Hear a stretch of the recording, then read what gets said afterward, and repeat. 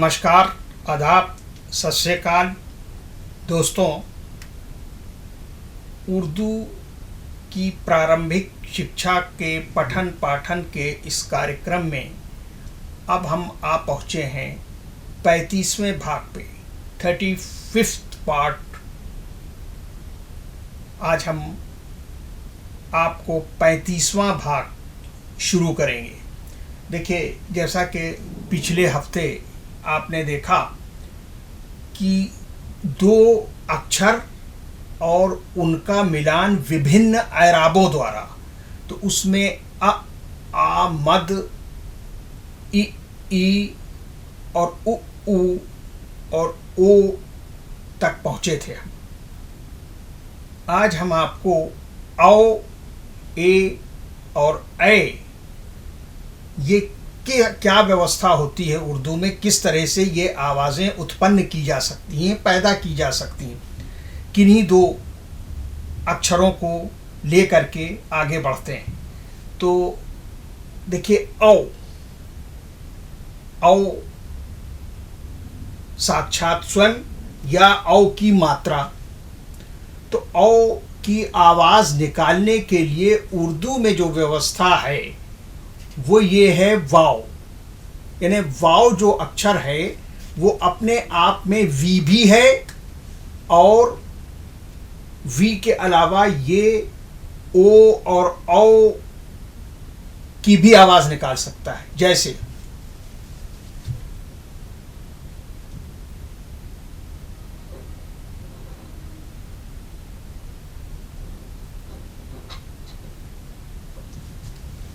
जे, वाव, पेश, जो।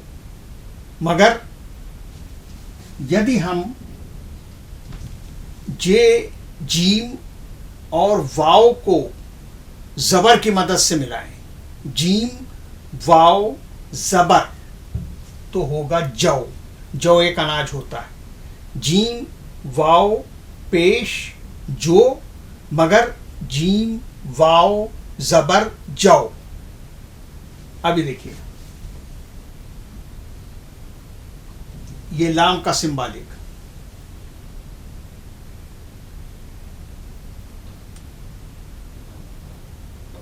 इसी में वाव मिला दिया। लाम, वाव, पेश, लो, और लाम, वाव, पेश, लो भी और लू भी। वाव बड़े ऊ की मात्रा की आवाज़ भी निकालेगा और ओ की मात्रा की आवाज़ भी निकालेगा। तो लाम, वाव, पेश, लो भी, और लाम, वाव, पेश, लो भी, और लू भी, जो गर्मियों में चलती है। लेकिन एक और प्रयोग हम इससे लेते हैं, वो है लाम, वाव, ज़बर, लौ। लौ माने जो दिया टिमटिमाता है, चिराग जलता है, उसकी लौ। तो वाव को हम ओ और औ की भी तौर पे अपने इस्तेमाल में लेते हैं जब कोई भी दो अक्षर को का मिलान करना हो। तो अब हम आगे बढ़ते हैं। अब देखिए, एक और एराब होती है, वो है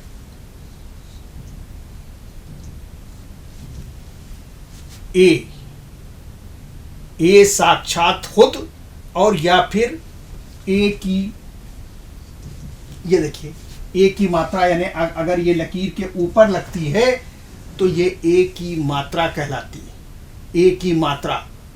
तो इस ए या ए की मात्रा के लिए उर्दू में क्या व्यवस्था है, ये देखिए।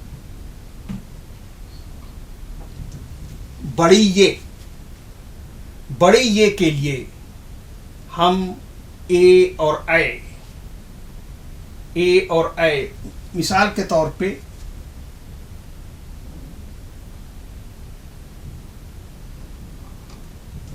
ये काफ का सिंबॉलिक हो गया, और ये देखिए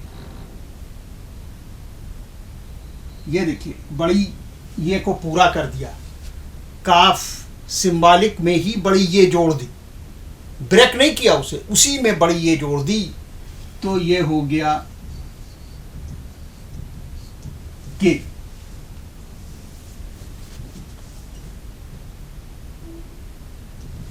लाम सिंबॉलिक। देखिए इसी में हमने बड़ी खूबसूरती से बड़ी ये जोड़ दिया, ये हो गया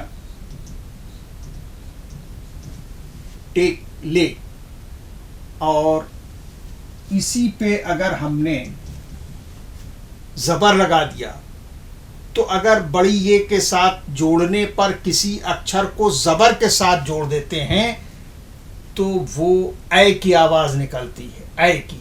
मसलन ये लाम है सिंबॉलिक, इसमें बड़ी ये जोड़ दी मगर ज़ेर के साथ नहीं जोड़ी, ज़बर के साथ जोड़ दी, तो ये बन गया लय। जो संगीत होती है, गाना होता, उसकी लय, तो ये लय हो गया। अब ये देखिए, ये काफ का सिंबॉलिक, ये देखिए इसी में बड़ी ये जोड़ दी, काफ ये ज़ेर के, ऑफ। मगर यदि हम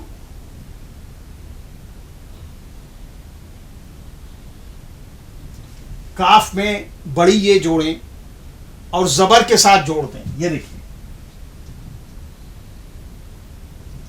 काफ बड़ी ये ज़बर कै, हाउ मेनी, हाउ मेनी पूछते नहीं कै आदमी थे, तो काफ बड़ी ये ज़बर, ज़ेर के साथ तो के होगा मगर यदि ज़बर के साथ बड़ी ये में जोड़ें तो कै हो जाएगा, हाउ मेनी। लाम में ये जोड़ी, बड़ी ये जोड़ी, ले हो गया टेक। लेकिन लाम को बड़ी ये के साथ अगर ज़बर के साथ जोड़ दिया तो फिर लय हो गई, उसका संबंध सीधे म्यूजिक से। अब ये देखिए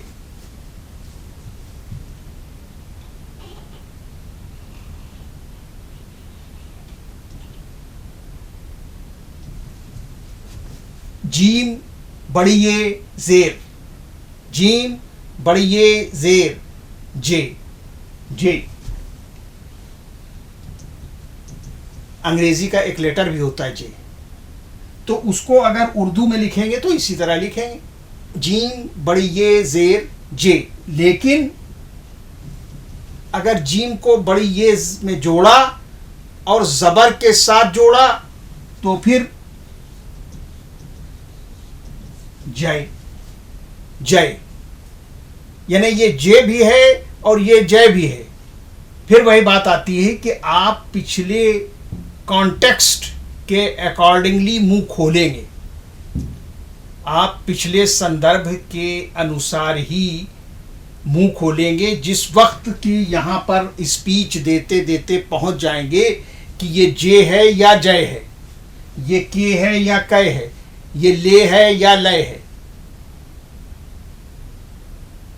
तो ए और ऐ की मात्रा में बड़ी ये का इस्तेमाल होगा। एक चीज, ए की मात्रा के लिए ज़ेर का सहारा लेंगे और किन्हीं दो अक्षरों को, मसलन उदाहरणार्थ जीम को बड़ी ये में मिलाएंगे तो जे हो जाएगा, मगर जीम को बड़ी ये में अगर ज़बर की मदद से मिलाएंगे तो जय हो जाए।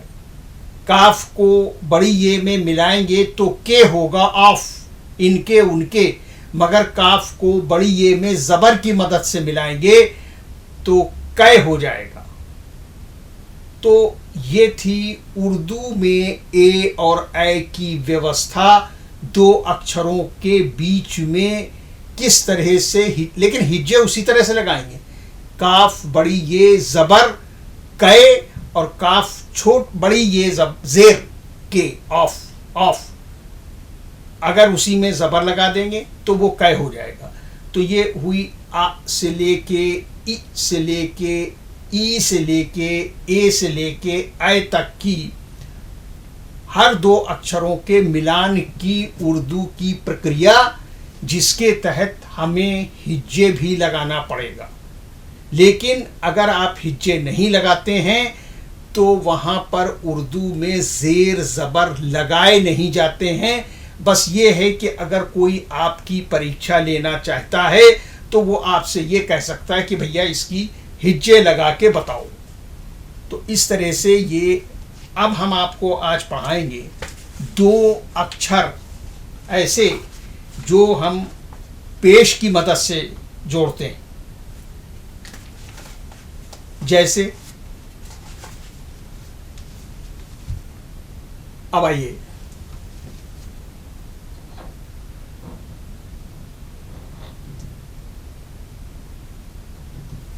ये है अक्षर डाल।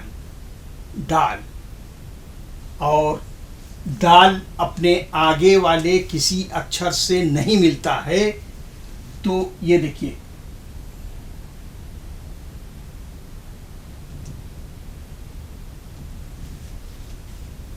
डाल वाव पेश डू भी और डाल वाव पेश डो भी, मगर अगर अब तीसरा अक्षर यहीं से तीसरे अक्षर की वृद्धि अगर कर दें तो 3 अक्षरों पर आधारित शब्दों की आज शुरुआत हो जाती है। जैसे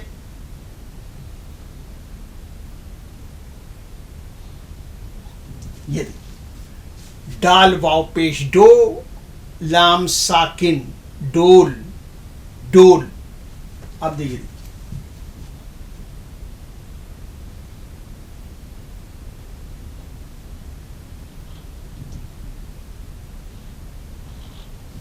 मीम वाव पेश मो, रे साकिन मोर। मोर। अब देखिए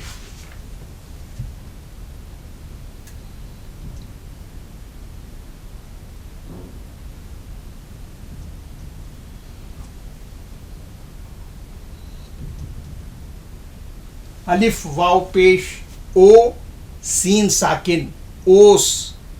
ओस। अलिफ वाव पेश ओ, सीन साकिन ओस।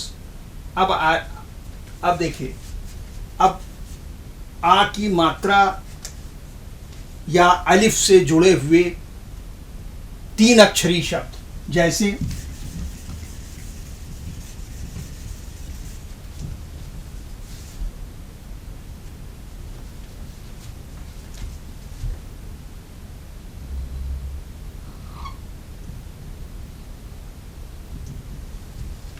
रे अलिफ जबर रा। रे अलिफ जबर रा।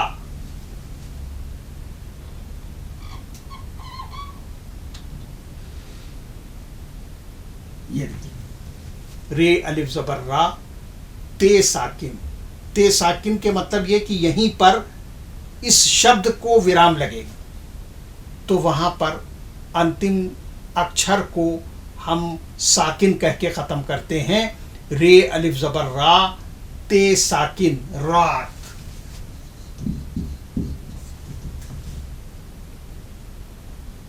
रात। 3 अक्षर और आ की मात्रा। 3 अक्षर बीच में अलिफ यानी आ की मात्रा। अब ये देखिए ये मीम का सिंबॉलिक हो गया।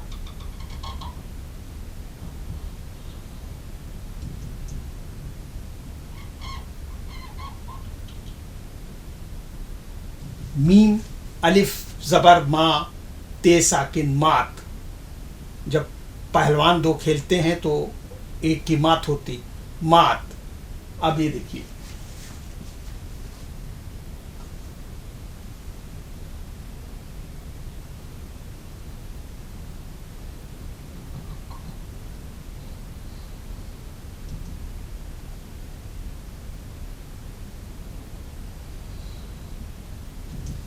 मीम 4 लाइनें कवर करेगा। ऐन अलिफ ज़बर आ, मीम साकिन आम।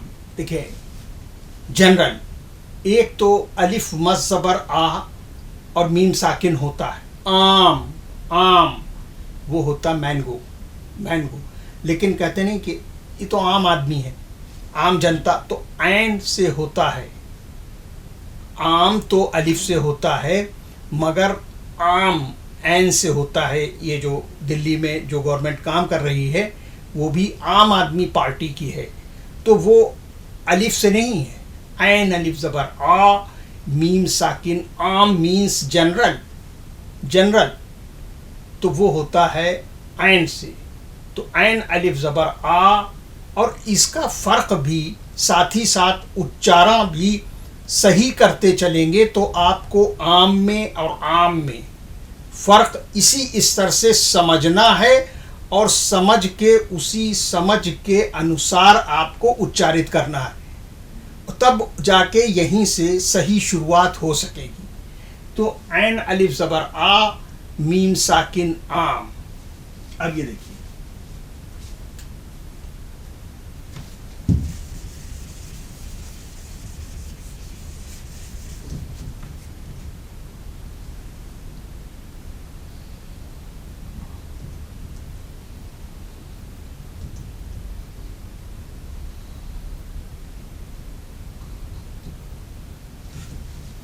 लाम अलिफ ज़बर ला, जीम साकिन लाज। लाम अलिफ ज़बर ला, जीम साकिन लाज। ये देखिए,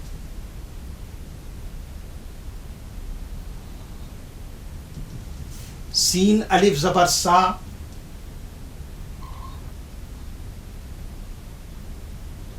ते साकिन सात, 7।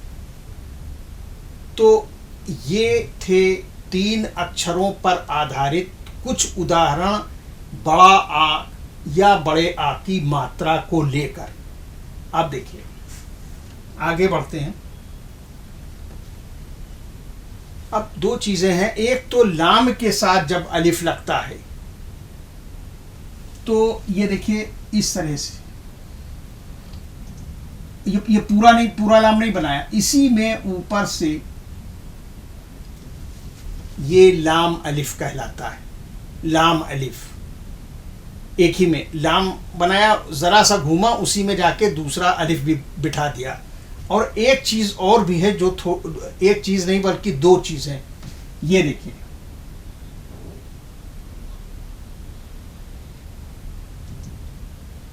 अब देखिए, काफ में जब अलिफ मिलेगा, काफ में जब अलिफ मिलेगा तो ये नहीं, इस तरह नहीं लिखा जाएगा। काफ में जो मिलेगा तो उसमें पेट में हल्का सा गोला बनाएंगे और फिर इस यहाँ पर लाके उसका जो मरकज है वो यहाँ पे लाके काफ अलिफ ज़बर का, काफ के साथ अलिफ मिलेगा तो इस तरह से नहीं मिलेगा। काफ के साथ अलिफ मिलेगा तो ये देखिए, ये तरीका है।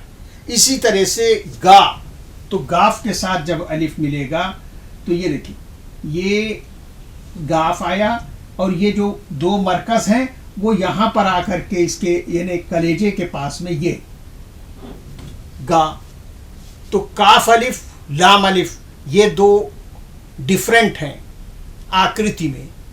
लाम अलिफ में एक लाम का डंडा आएगा, उसी की जो नीची ज़रा सी स्पेस है उसमें अलिफ बिठा दिया जाएगा।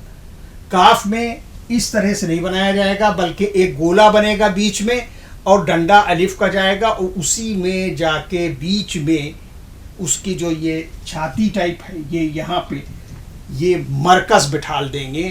तो काफ अलिफ ज़बर का, काफ अलिफ ज़बर का, और ये देखिए गाफ अलिफ ज़बर गा। और इसी में अगर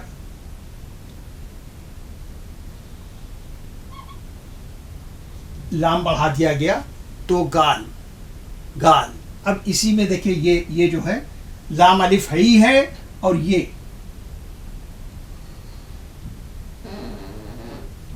काफ अलिफ भी बढ़ा दिया गया तो काला, काला।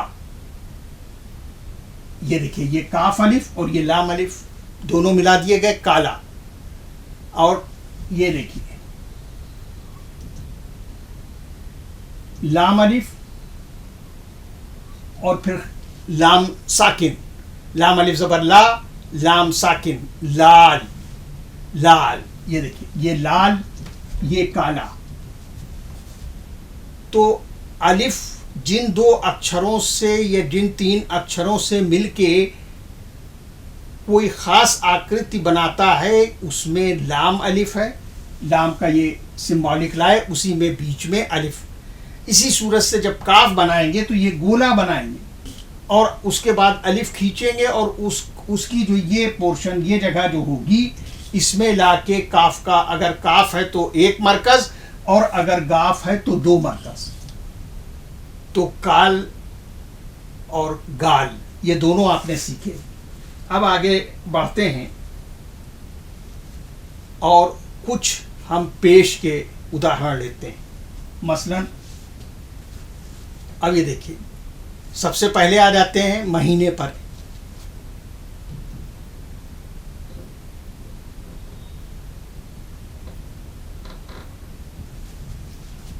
जीम वाव पेश जो भी और जीम वाव पेश जू भी। लेकिन अगर इसी जू में ये देखिए नून बढ़ा दिया गया तो जून हो गया। जीम वाव पेश जू और नून साकिन जून। अब ये देखिए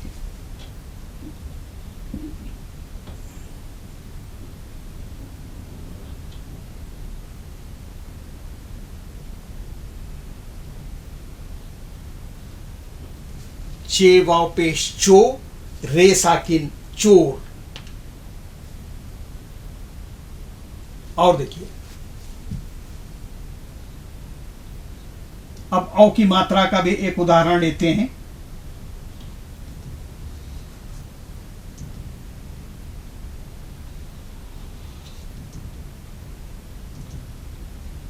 अब देखिए यहां हमने लगा दिया है, लेकिन आप लगाएंगे नहीं क्योंकि जेर जबर पेश उर्दू में लगाए नहीं जाते हैं।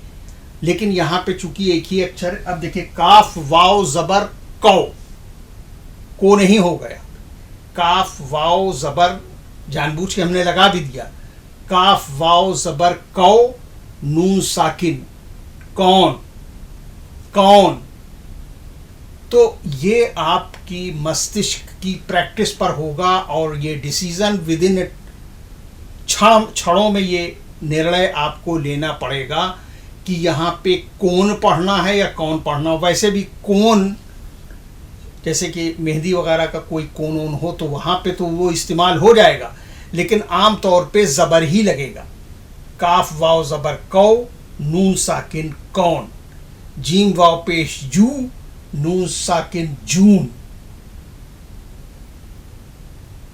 बे वाव पेश बो, लाम साकिन बोल। देखिए